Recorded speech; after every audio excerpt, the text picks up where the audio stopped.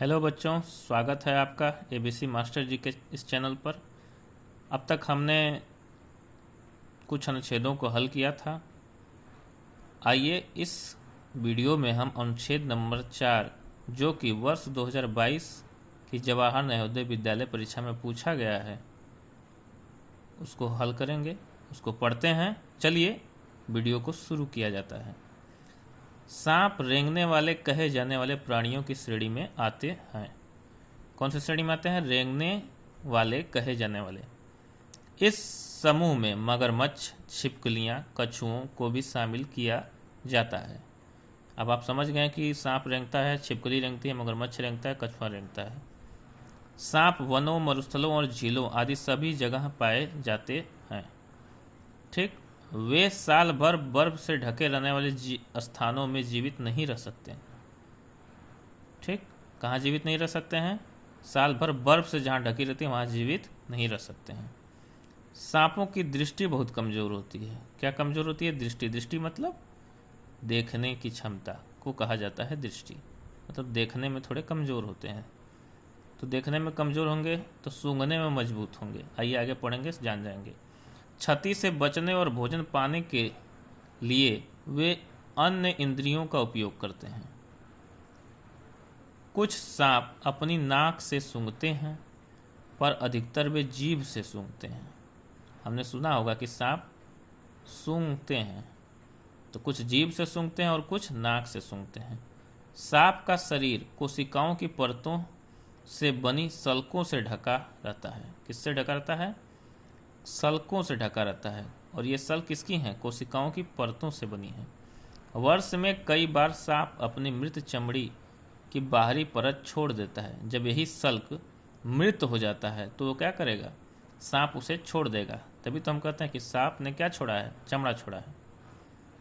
उसके नीचे की कोशिकाएं तुरंत बाहरी परत का निर्माण कर देती हैं। जैसे ही सल्क पुराना हुआ, सांप ने वो चमड़ा छोड़ दिया और फिर क्या, उसके नीचे की जो कोशिकाएं हैं सांप की, उसने नया बाहरी परत बना देता है, जो सांप की क्या करता है?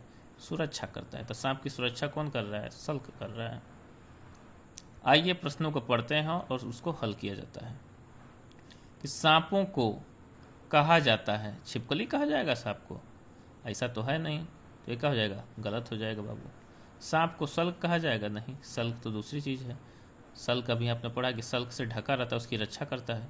रेंगने वाला एकदम सही, क्योंकि पहली लाइन है सांप रेंगने वाले कहे जाने वाले प्राणियों की श्रेणी में आते हैं। तो सांप क्या हो जाएंगे? रेंगने वाले प्राणी हो जाएंगे। सांप कछुआ तो कहा नहीं जाएगा। ठीक, तो सांप क्या है? रेंगने वाला कहा जाता है।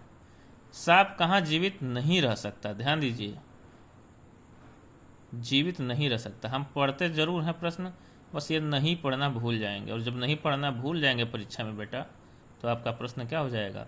गलत हो जाएगा। इसलिए थोड़ा ध्यान से पढ़ना है। सांप कहाँ जीवित नहीं रह सकता है?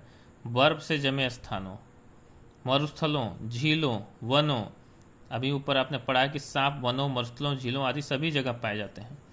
तो वनों में पाए जाते हैं, अर्थात यहाँ जीवित ही रहेंगे, तो ये ऑप्शन गलत हो गया।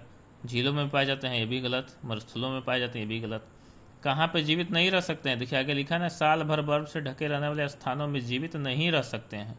तो इसलिए क्या हो जाएगा? बर्फ से जमे वाले स्थानों पे ये जीवित नहीं रह सकते हैं, इसलिए ये क्या हो जाएगा? सही हो जाएगा। सांपों की सूंघने का बोध कमजोर होता है। स्पर्श बोध तन्नी से छुआ जी तक काट दही। तो भाई स्पर्श बोध तो क्या होगा? मजबूत होगा। सांपों की सुनना कमजोर होती है। सांप सुनते कहाँ हैं भाई? दृष्टि, तो अभी आपने पढ़ा है, यहाँ पे देखिए, सांपों की दृष्टि बहुत कमजोर होती है। दृष्टि बहुत कमजोर होती है, तो क्या हो जाएगी? यही सही हो जाएगा। ठीक, ओके, आगे पढ़ते हैं। सांप को चोट लगने से बचाती है। सांप को चोट लगने से कौन बचाएगा? जीभ बचाएगा? एकदम गलत है। नाक बचाएगा? एकदम गलत है। अब फंस गया ना मामला। सल्क और मृत चमड़ी, तो हमने आपने बताया कि ऊपर देखिए सल्कों से ढका रहता है। वर्ष में कई बार सांप अपनी मृत चमड़ी को बाहर छोड़ देता है।